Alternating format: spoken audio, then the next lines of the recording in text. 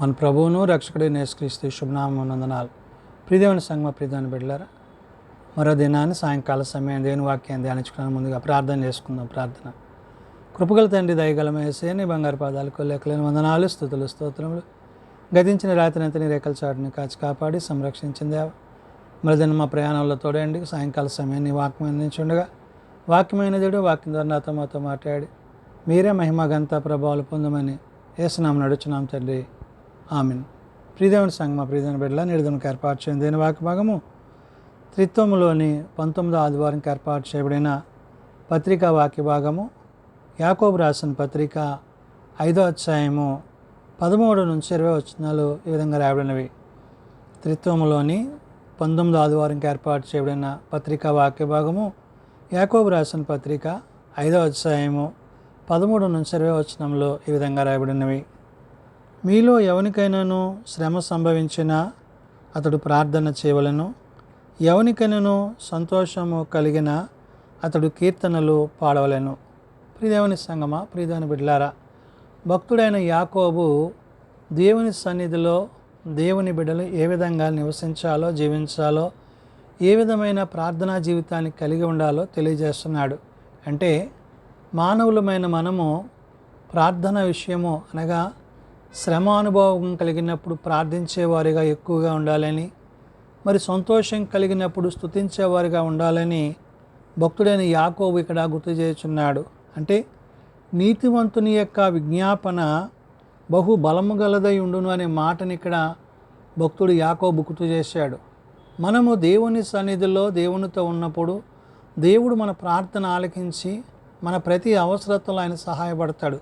కాబట్టి ఇక్కడ మీలో ఎవనికైనాను శ్రమ సంభవించినా అతడు ప్రార్థన చేయవలను అన్నాడు. శ్రమ అనగా శారీరకమైన, ఆత్మీయమైన ఏదైనా బలహీనత కానీ, మరి ప్రార్థన విషయంలో ఏదైనా కొరతలు ఉన్నప్పుడు ఆ సమయంలో మనము నిరాశ నిస్పృహ చెందక ప్రార్థించి దేవునితో విజ్ఞాపన చేసినప్పుడు దేవుడు మనకి సహాయుడై ఉంటాడు అంటున్నాడు.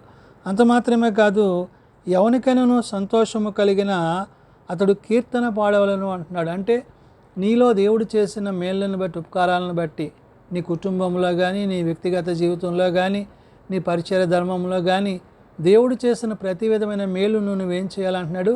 కీర్తించాలి అంటున్నాడు. అంటే దేవుణ్ణి కీర్తించేవారుగా ఉండాలి, ప్రార్థించేవారుగా ఉండాలి. ఈ రెండు మనం కొనసాగించినప్పుడు దేవుడు మన పట్ల అంటే బహు బలముగా ఆయన యొక్క సన్నిధిని మనము కలిగిన వారమై ఉంటామని యాకోబు గుర్తు చేస్తున్నాడు. మీలో ఎవడైనాను రోగి అయి ఉన్నాడా? అతడు సంఘపు పెద్దలను పిలిపింపవలెను. వారు ప్రభునామమున అతనికి నూనె రాసి అతని కొరకు ప్రార్థన చేయవలను. అంటే ఆ బలహీనతలో ఉన్న వ్యక్తి కోసము సంఘము, సంఘ పెద్దలు అంటే దేవుని చేత ఏర్పరచబడ్డవారు, దేవుని యొక్క పరిచయలో ఉన్నవారు, దేవుని కార్యాలు జరిగించేవారు, అటు వారిని పిలిపించి ఏమంటున్నారు ఇక్కడ యాకోబు? మీలో ఎవడైనాను రోగి ఉన్నాడా? అతడు సంఘపు పెద్దలను పిలిపింపవలెను.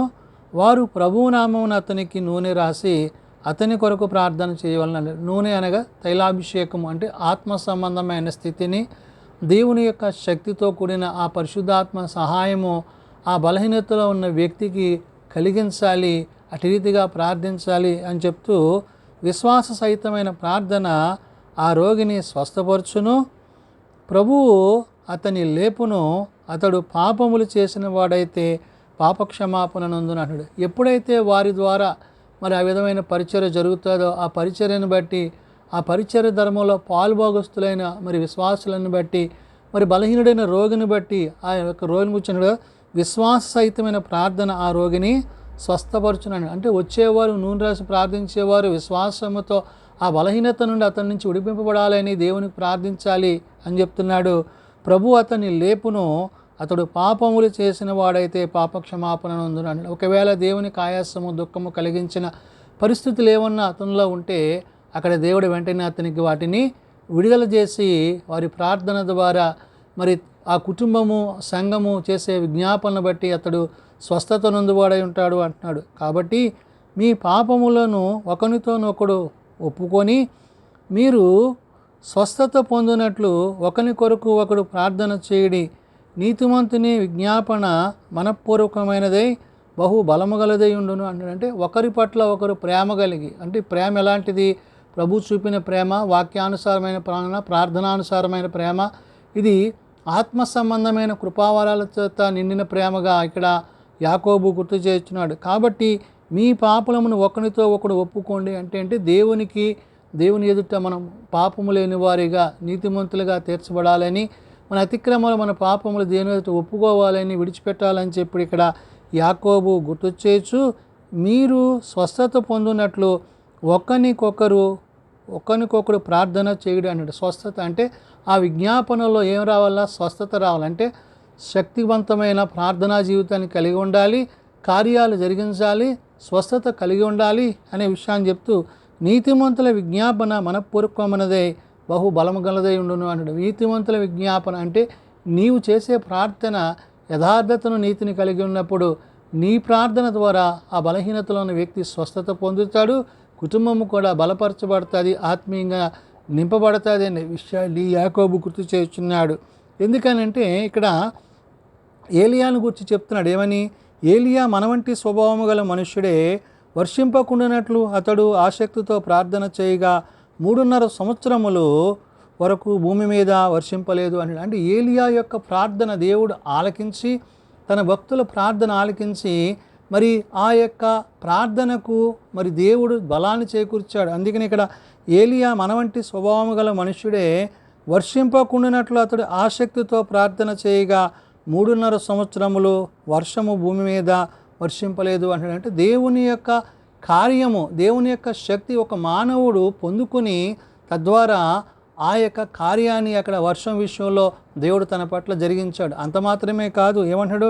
అతడు మరలా ప్రార్థన చేయగా ఆకాశము వర్షించెను, భూమి తన ఫలమిచ్చెను అంటాడు. అంటే ఏదైతే ముయ్యబడిందో మళ్ళీ తెరవబడే శక్తిని దేవుడిచ్చాడు. అంటే కేవలము విశ్వాస విషయంలో, ప్రార్థన విషయంలో క్రియలతో కూడిన విశ్వాసము కలిగిన వారైన మనుష్యులుగా ఇక్కడ ఏలియాను మరి యాకోబు గుర్తు చేశాడు. కాబట్టి మన ప్రార్థన, మన విజ్ఞాపన ఏ విధంగా దేవునిలో ఉండాలో గుర్తు చేస్తూ, నా సహోదరులారా, మీలో ఎవడైనాను సత్యము నుండి తొలగిపోయినప్పుడు మరి ఒకడు అతనిని సత్యమునకు మళ్ళించిన ఎడలా అంటాడంటే, ఒకవేళ నువ్వు విశ్వాసంలో పడిపోతే మరలా నిన్ను విశ్వాసంలోనికి తీసుకురావడానికి, ప్రార్థనలో తీసుకురావడానికి, స్వస్థత ద్వారా, ఆత్మీయ సత్యం ద్వారా దేవుని యొక్క కార్యాలు కలిగి ఉండాలి, జీవించాలి అనే విషయాన్ని ఇక్కడ యాకోబు గుర్తు చేస్తున్నాడు.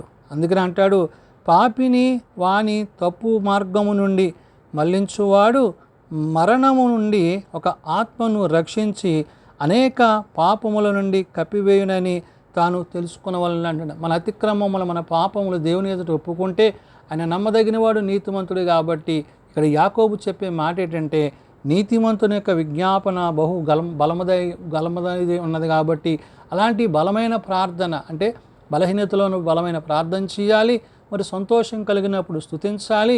ఈ విధంగా మనము దేవుని సన్నిధిలో చేసినప్పుడు దేవుడు మన పట్ల చూపించే ఆ ప్రేమ ఎంత ఉన్నతమైనదో ఈ సాయంకాల సమయమున భక్తుడైన యాకోబు ద్వారా పరిశుద్ధాత్మ దేవుడు తెలియజేస్తున్న మాటలు ప్రార్థన చేసుకుందాం. ప్రేమ నమ్మకం కలిగిన మా తండ్రి, కృప కలిగిన దేవ, నిజమేనాయన, నీవు మా పట్ల చూపిన ప్రేమను బట్టి, మా ఎడలో చూపిన నీ కనికర కృపలను బట్టి వందనాలు. మా ప్రయాణాల్లో తోడైనారు, క్షేమాన్ని అనుగ్రహించారు. ఈ రాత్రికాల సమయాన నేటి వాక్యం అందించుండగా ఈ వాక్యం ద్వారా నీ బిడ్డలతో మాట్లాడండి. ఎవరైతే బలహీనలు ఉన్నారో వారు ప్రార్థనా బలము శక్తి పొందుకుని, స్వస్థత నొందుకుని నీ సాక్షులుగా నిలబట్టకు నీ సహాయం దయచేయండి. సంతోషము కలిగినట్లయితే స్తుతించేవారిగా ఉండాలని నీ సేవకుడు, నీ భక్తుడు యాకోబు ద్వారా తెలియజేస్తున్నారు. కాబట్టి నాయన, మేము నీ యందు ప్రార్థించే వారముగా, స్తుతించే వారముగా, నేను గణపరిచే వారముగా ఉండాలని నీ వాక్యము సెలవిస్తుంది. కాబట్టి నాయన, ఈ రాత్రికాల సమయము మేము నీకు ఆయాసమును, కోపమును, దుఃఖమును తెప్పించక నీ నీతిని అనుసరించి, నీ సత్యమును అనుసరించి, నీ వాక్యానుసారంగా జీవించగలిగిన కృప దయచేయండి. చిన్నబిడ్డలు, యవనులు, పెద్దలు, వృద్ధులు ప్రతి వారిని వారి తరగతుల చొప్పున ఆశీర్వదించి దీవించండి. అయా, రేపటి సభాతి కొరకు నేటి నుంచి మమ్మల్ని సిద్ధపరిచి నీ శరీరం ద్వారా, నీ రక్తం ద్వారా బలపరచబడి, భద్రపరచబడి, స్థిరపరచబడి నీ నిత్యరాజ్యంలో చేరగలిగిన కృప దయచేయమని, మహిమా ఘనతా ప్రభావాలు మీరే పొందుకొనమని, మీరు అక్కడికే మమ్మల్ని సిద్ధపరచమని యేసునామమున నడుచున్నాం తండ్రి, ఆమెన్. పరలోకమందున మా తండ్రి, నీ నామం పరిశుద్ధపరచబడిగాక, నీ రాజ్యం వచ్చుగాక, నీ చిత్తం పరలోకమందు నెరవేర్చినట్లు భూమి మీద నెరవేరగాక. మా అనుదిన నానుడు మాకు దయచేయము. మెడల ప్రార్థన చేసిన వారిని మేము క్షమించున్న ప్రకారం మా ప్రార్థనలను క్షమించుము. శోధనలో ఏకాదశులను తప్పించుము. రాజ్యము, శక్తి, మహిమ నిరంతరము నీవేనవు తండ్రి. ఆమేన్. మన పరమతండ్రి దేవుని ప్రేమ, ప్రభువైన యేసుక్రీస్తు కృప, పరిశుద్ధాత్మ నిత్య సహాయము నిరంతరము సదా తోడండి సంరక్షించునుగాక. ఆమేన్.